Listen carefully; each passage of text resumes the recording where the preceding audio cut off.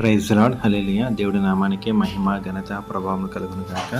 పరిశుద్ధ సర్వశక్తి మంత్రులు మనకు తోడుగా ఉండును గాక. ఆయన కృప నిరంతరము కూడా మనతో ఉండును గాక. ఈ ఉదయకాల సమయంలో దేవుడు మనతో మాట్లాడుచున్న మాట నిర్గమకాండము 23వ అధ్యాయము 20వ వచనము.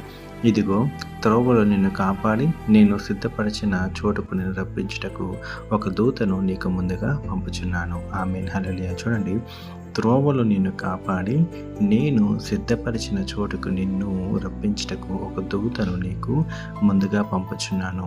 మరి ఏ త్రోవలో దేవుడు కాపాడటానికి ఆయన దూతను పెట్టి ఉన్నాడు? చూడండి, దేవుడు ఏదైనా నిమిత్తం ఒక పని అప్పచెప్పినప్పుడు తన దాసునికి కావచ్చు, తన ప్రవక్తకు కావచ్చు, తన విశ్వాసం కావచ్చు, ఎవరికైనా సరే దేవుడు ఒక పని అప్పచెప్పినప్పుడు, లేకపోతే దేవుని పనికి దేవుని పని చేటుకుని వెళ్తున్నప్పుడు దేవుని యొక్క దూత మనకి కావలిగా ఉంటుంది.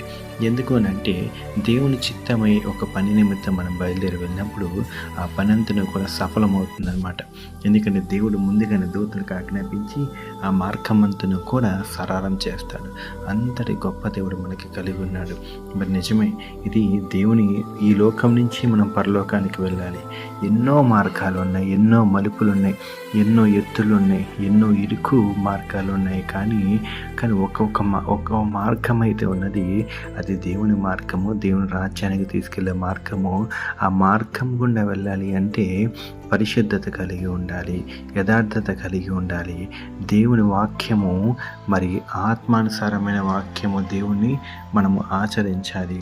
మరి ప్రతి క్షణము ప్రతిదినము దేవుని అంటి పెట్టుకుని ఉంటేనే కానీ ఆ మార్గంలోకి వెళ్ళలేము.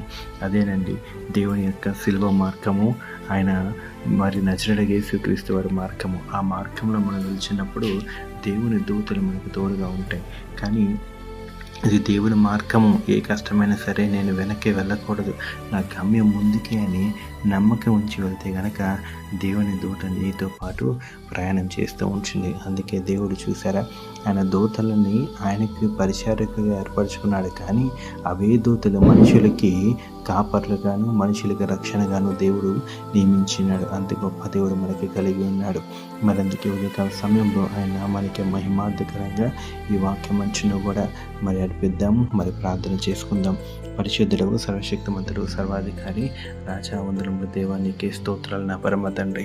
అవును నా పరమ తండ్రి అయ్యా, మేము నడిచే మార్గం అన్నింటిలో నా పరమ తండ్రి అయ్యా, కాపాడే దూతల నుంచి నా పరమ తండ్రి, మేము వెలుచున్న త్రోవలన్నింటిలో నా పరమ తండ్రి, నీ దూతల్ని నువ్వు కావలిగా ఉంచిన విధానాన్ని బట్టి నీకే స్తోత్రములు అయ్యా. వందనాలు తండ్రి, తండ్రి నీకే స్తోత్రాలు చెల్లిస్తున్నాను నా పరమ తండ్రి అయ్యా. ఉదయకాల సమయంలో నా పరమ తండ్రి ఎంతమంది అయితే నా పరమ తండ్రి అయ్యా, నా పరమ తండ్రి నీ మార్గం గుండా వెళ్తున్నారు, నీ పని నిమిత్తం వెళ్తున్నారు నా పరమ తండ్రి అయ్యా. నీ పని ముగించుకుని ఎంతమంది అయితే ఇంటికి వెళ్తున్నారో, దైవజనులే కావచ్చు, విశ్వాసులే కావచ్చు నా పరమ తండ్రి, నీవు ఇష్టపడిన మనుషులే కావచ్చు నా పరమ తండ్రి, వారందరి చుట్టూ మీ దూతల్ని కావలుగా ఉంచండి అయ్యా.